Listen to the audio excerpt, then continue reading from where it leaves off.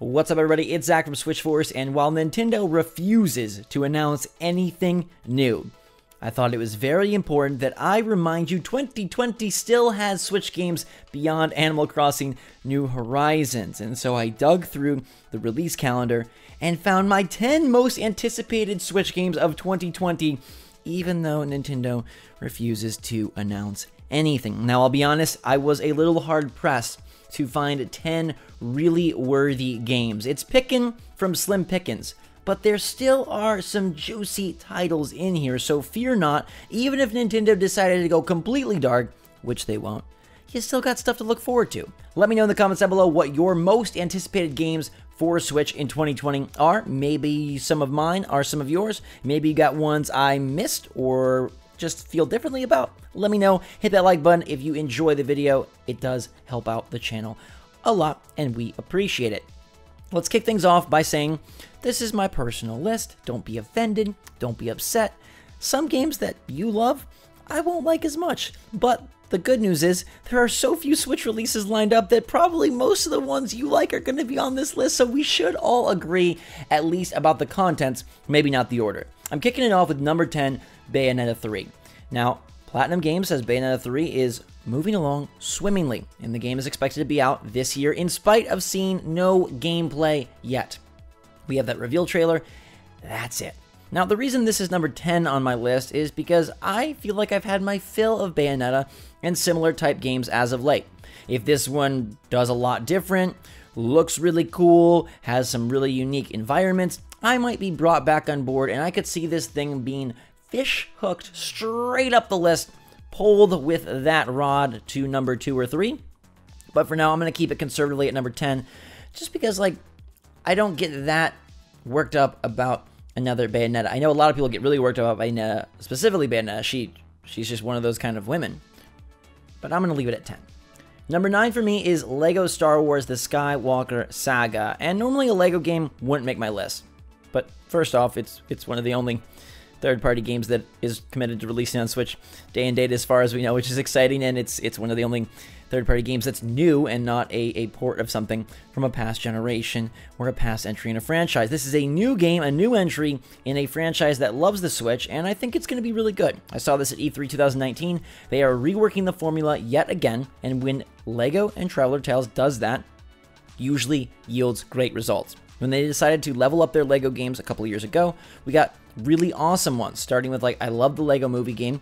Marvel Super Heroes 2 is awesome. The DC one isn't so bad either. They're really quality at this point. LEGO Star Wars The Skywalker Saga expands the worlds in a massive way. You got, like, full-on planets that you're walking across. Every character can dance, and I'm guessing Baby Yoda and Mandalorian are going to be a part of this. Maybe DLC, maybe in the initial game. Either way, that is good news for everyone. They've improved the combat, lightsabers are out, they're flying, they're fancy, and I think the whole aesthetic is just really merging the Lego-ness with just a really pretty game. It looked fantastic. I'm sure it was running on PC, but hopefully it looks good on Switch. I'm excited for it. Plus, I really liked Episode 9 much more than most. Don't kill me, don't hate me, don't fault me. I'm ready for some of that. Can I spoil it? Is it still too early? I won't spoil it. I'm ready for some of that guy in my Switch. Number 8 is Super Meat Boy Forever, a game that was supposed to come out forever ago and just didn't want to. Or maybe they just were packing it with that many goodies. And I think that is the more likely option. They've said that Team Meat is just putting more and more levels in. They've wanted to add more. It is a runner of Meat Boy. That sounds like a mobile game at first blush, but I played this one last year and I loved it. I wanted it immediately. It's not higher because it's a known quantity, and I know I'll really like it. Maybe I'll love it, but it won't be one of my favorite games of the year. It's just going to be a really good one. It's tried and true, tight gameplay, awesome art. They've changed things around a little bit from the more pixely earlier Meat Boy adventures, and I'm just ready for Meat Boy to return. He's had a lot of his dupes, if we can call them that, come out and do their own thing, but Meat Boy is one of the OGs, and I'm ready for him to return. I hope this game gets a date soon. It was supposed to be out last May after a delay, and now we probably won't even come out until May of this year. Maybe sometime around there. That's kind of my best guess, is like early summer, late spring. But it's going to be a great experience, especially if you like difficulty. If you don't, maybe you should stay away from it. But what I played was ridiculously fun. Even if it's an auto runner, there's still a lot of challenge, a lot you can do, and a lot of manipulating the levels in ways that are different from normal runners in terms of going backwards, forwards, jumping. It's fantastic. Trust me on this one. Number 7 is my most unknown quantity of the list, and it is Eastward. Do you remember Eastward? This was divulged at an Indie World presentation, and it looked darn great. It's published by Chucklefish, not developed by Chucklefish. It's published by Chucklefish. So I have confidence because they chose it. I don't know how high it can fly, but this looks like pixelized Last of Us. It's a dude and a girl navigating a post-apocalyptic type world, solving little puzzles and fighting bad guys and involving themselves in an intriguing storyline with amazing graphics and one of the greatest text bubble sound effects I have heard. The little bubbly text effect is fantastic. It's like ASMR for your game, for your brain. I love that alone, but it looks really beautiful. It takes pixel art and does it in a different way. It's very colorful, but using a unique palette. And I like the idea of 2 characters. Hopefully the storyline can be crispy. And I'm looking to Eastward to be my Katana Zero of 2020. Kunai suppressed the heck out of me. That is a Metroidvania type game with a tablet computer creature that came out earlier this month, and I adore it. But given that Eastward has a higher emphasis on story in the same way that Celeste and Katana Zero won me over with their great gameplay plus great story, I'm hoping that Eastward will be able to bring enough gameplay chops to match what looks like a pretty tantalizing story and visual style to be an indie hero for Switch in 2020.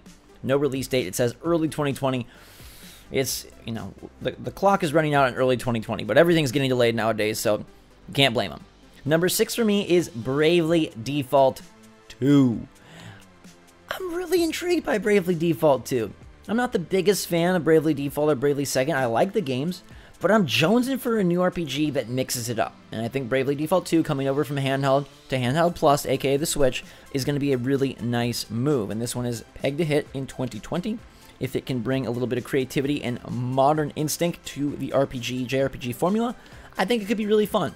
I got heavily into Octopath Traveler when that dropped, but then it's older focused gameplay, and it's just stylistic choices, grindiness got the better of me. Hoping Bravely Default 2 can be modern enough and 2020 enough to deliver the same addictive opener, but then follow through with gameplay that respects your time, and a story that is hopefully intriguing. They've done decent work in the past, good work some might say, great work even a few, and I hope that this one rings true for all the fans and for all of us that are just hoping for a new RPG. Because for me, Xenoblade, it's not on this list. I don't really jive with those games that well. It doesn't just mesh well with my gameplay taste, and that's fine. If you love it, all great. It seems like it's going to be released soon. The ESRB rating came out, so that game is probably an April or May title. I'm more of a Bravely Default 2 person. That's the JRPG that I'm looking forward to in 2020. Number 5 flies to Switch in 2020 with beautiful, buggy wings. It's Hollow Knight Silksong, and honestly, I expect this one soon. It's been just about a year since Team Cherry announced the game. It's now been 8 months since I saw it at E3. It goes from an expansion to a fully fleshed out sequel, delivers a new character, and doubles down on the awesome Hollow Knight gameplay and world. They've got this dark world that's equally peaceful and terrifying.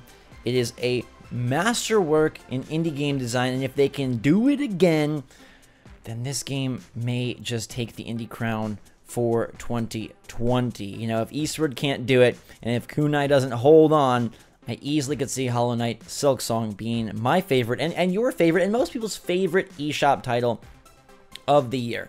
I think this one gets announced probably in one of those presentations that Nintendo doesn't like to do anymore that shall not be named or spoken of, but I think that I think it gets shown off soon. I think it comes out first half this year, and I think it's going to be more of the same, but it's such good same that I can't complain. And it looks really pretty. I like the new character. He's tall like me. It's like the Luigi to the Mario of the first game. You know how they like to do it.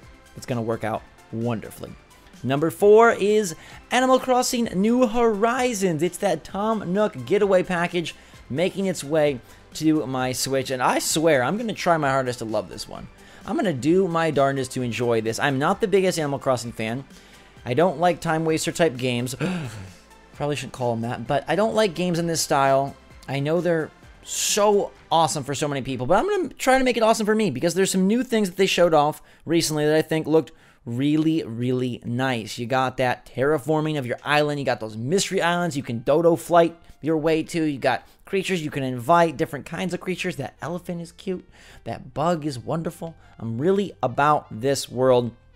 I'm excited to dive in full force and see if it can be a winner. It's going to win most people. Probably number 1 for a lot of you. But for me, it's number 4. Number 3 is, and this hasn't been officially announced, but it's all but guaranteed because every Nintendo rumor monger, leaker, insider source has said we're getting a Wii U port in 2020, and it's either Super Mario 3D World or Pikmin 3 or both, but I don't care which it is. Either of them sit for me at number 3. Either of them I'm incredibly happy to replay because I love them both. I think Super Mario 3D World is secretly one of the best Mario games, and I think Pikmin 3 is criminally underrated. They might honestly be my 2 favorite Wii U games. I had a heck of a lot of fun with Zombie U on launch day. But Mario 3D World and Pikmin 3 are stellar. I don't care which it is. I'll play either. Pikmin 3 has that great multiplayer mode. Mario 3D World goes on and on and on, and you get to be Rosalina, which I appreciate. I had so much fun with that. I love the more constrained nature of linear levels, but also awesome collectibles to hunt and find. The stamps, the stars, and the creativity, the variability between one level and the next is just huge. It's awesome.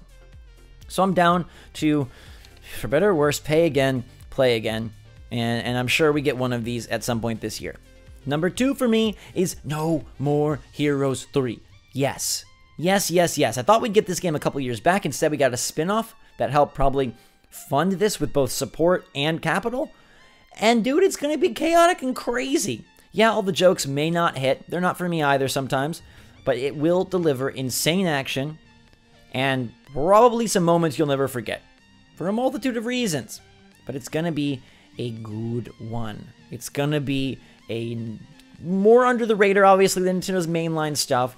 And it probably won't be as good as whatever they release this fall, or even Animal Crossing New Horizons, but it's kind of a wild card right now, because we don't know exactly how Suda is going to innovate on gameplay. We don't exactly know what kind of insane story he's going to bring to the table. We don't know exactly how it's going to take advantage of the Switch, but I'm ready for it. I'm ready for it to bring creativity and chaos to the Switch. And yeah, you could say, well, Zach, why are you putting No More Heroes 3 this high if Bayonetta 3 is that low, and this is a third in the series and a third in the series? Well, I think it's because No More Heroes is a little bit more unique in its stylistic just craziness. Whereas Bayonetta, it does definitely have its own feel and its own vibe, but I've played so many action games in that vein. I just love boss rush. I love constantly battling bigger and crazier, more intense, more difficult bosses. And I just sometimes like to see wacky, weird stuff. So I'm down with No More Heroes at number 2. What the heck could be number 1? I've already burned through Animal Crossing, Bayonetta, Doom. Why isn't Doom on my list? You're probably wondering. Let me tell you. Doom Eternal is on my list because I know that I'll play Doom somewhere else first. If it wasn't for that delay, Doom Eternal would have been really high on my list. I love what I saw of Doom Eternal at E3 last year. I think it builds upon Doom 2016 in some wonderful ways, but we ain't getting that game on launch day.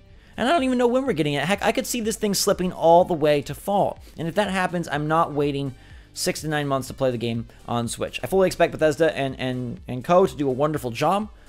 They improved from Doom to Wolfenstein to Wolfenstein. I really like what they got going on there. I think they'll deliver a solid port. But I'm not waiting that long. The game's too fun. It may get demonetized on YouTube. It may demonetize your brain with all of its gore and insanity. But I'm taking that ticket to hell and cashing it in earlier than, unfortunately, Nintendo can deliver, because it's not coming on March 20th. And that's a bummer. But just know it would have been on my list 100%. I think the game is going to be awesome. I'm really looking forward to it. I love that system where it's not really rock, paper, scissors. It's more like you're always the rock, and you got to just smash the scissors or bust through the paper, because you get to decide what weapons you use and how you take down enemies determines what resource you gain from them. I love that system. I love the additional platforming. I love the, it's just madness. It's mental. It's candy. It's candy, and it's candy I'm going to consume elsewhere. So my number 1 game, bet nobody guesses. My number 1 game is Little Nightmares 2. Call me crazy, but I love Little Nightmares. And I think Little Nightmares 2 is going to be a miraculous, bigger, better Little Nightmares. Those evil, creepy, floppy Muppets that chase you around those levels are terrifying. And the entire atmosphere is so engaging. I was sucked in, and I didn't stop until I beat the game. And I think it has one of the best culminating final levels / final acts I've played It is secretly one of the best indies. People always talk about Limbo and Inside and Celeste. No, Little Nightmares belongs in the conversation. It is fantastic and it delivers unique, very tactile gameplay with creepy, eerie atmosphere and environments, weirdo bosses that will challenge you and make you afraid, but also feel so relieved. And Little Nightmares 2 looks to expand. I'm surprised the game's getting a sequel, and one that expands in such a way it looks to be much bigger. And I hope they don't lose the charm and lose the prowess and polish by going too big. I hope they're able to keep it better, bigger, but still have the heart beaten so strong. And if they can, Little Nightmares 2 is going to be an amazing game. It's going to be an amazing time. I'm glad it's coming to Switch. Bandai Namco loves to do stuff on Switch, so I expect this one to be day and date. That's good news. Whenever it releases, I'm there instantly, immediately. And I hope this is Little Nightmares coming out party, and I hope more people realize. I mean, the first game's always on sale on Switch. You can grab it. How darn good that indie is. And now we're looking scary because if Eastward, Kunai, Hollow Knight, Silksong, and Little Nightmares 2 are all great, what's going to be your favorite game? But is Little Nightmares 2 even an indie at this point? Because it's probably going to cost more. And it looks like they're making it bigger. So maybe it'll fall into a mid-tier price point. I don't fully know. I don't fully care. I will be there. Day 1, minute 1, and I'll play that thing straight through. I love it. I can't wait. Now, I do have a 1A for you because if it's announced, it's nowhere near a sure thing. It's way less of a sure thing than that Wii U port I discussed back at number 3. But if it's announced, Paper Mario will instantly jump to number 1. A return to form and more of that RPG ooey gooey goodness for Paper Mario will make me so happy. And I think if it is announced, it is the June-July E3 time title like Mario Maker 2 and Mario Tennis Aces before it. Give us a little Mario to make the summer go by good. Make that lemonade taste even sweeter. That sunburn a little bit brighter. That sunscreen feel a little bit fresher. That sunburn feel a little bit more awful. But also better because you're just busy playing Paper Mario. If they deliver it, it instantly climbs, passes everything, slides something off the list, and becomes my number 1. But it's not a real thing, so it's a 1A. I just want to let you know that if they do announce Paper Mario, that's my number 1. And there you have it. My 10 most anticipated games of 2020. Nintendo may not want to announce anything, but there's still good stuff. And if this was the year we got, it wouldn't be too bad. Still a lot of variety, and I left stuff off, right? I didn't put Doom Eternal on the list. There are other indies that are appealing. There's definitely some ports that people will like. Maybe you're more of an Outer Worlds type person. You've been waiting to play that one, or you don't have another platform. There's good stuff coming, and we know Nintendo, guys. We know Nintendo is going to deliver a couple of really heavy-hitting first-party titles. So fear not, the year will grow. But even with what we got right now, what do you like? What are you looking forward to? Let me know in the comments down below. Hit that like button if you enjoyed the video. It does help out a lot. Make sure to subscribe if you want to stay up to date on the latest and greatest from the Switch, and stay along for the ride with me and my Switch. I'd love to have you. Have a fantastic day, everybody. Be good to yourself and others out there. Talk at me in the comments. What are you guys looking forward to? Until next time, Switch Force out.